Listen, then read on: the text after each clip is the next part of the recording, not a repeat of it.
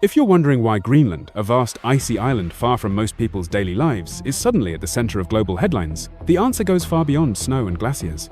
From tariffs and military strategy to rare earth minerals and the future of Arctic power, Greenland has become the unlikely flashpoint in a growing standoff between President Donald Trump, European allies, and the principles of sovereignty itself. Let me take you through an in-depth journey. Greenland, the world's largest island, rich in strategic location and untapped natural wealth, has become the focus of an extraordinary geopolitical dispute that is now reshaping transatlantic relations.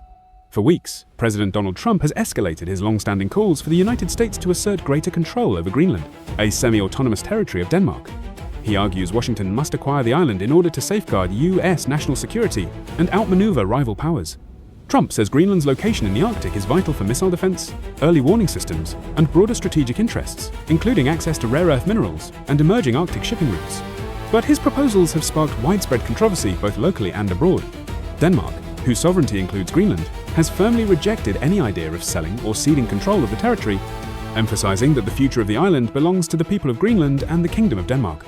Greenlandic leaders and residents have taken to the streets in protest, waving flags and chanting, "Greenland is not for sale," in demonstrations across the capital, Nuuk, and beyond. And the dispute has now erupted into a major diplomatic standoff in Europe. In response to Trump's latest push, the president announced punitive tariffs starting at 10% and potentially rising to 25% on imports from 8 European countries, unless Denmark agrees to discuss Greenland's sale to the United States.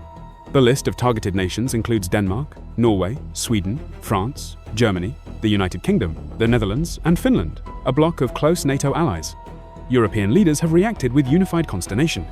In emergency statements and coordinated diplomatic efforts, the European Union and its member states condemned the tariff threats, calling them unacceptable and warning that such economic coercion could undermine transatlantic relations and risk a dangerous downward spiral in cooperation.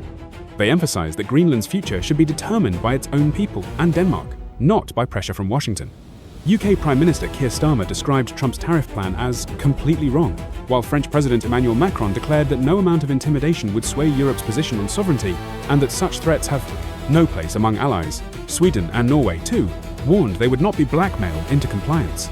Beyond rhetoric, there are broader concerns among European policymakers that Trump's approach could fracture NATO unity itself, a cornerstone of collective defense since the end of World War II.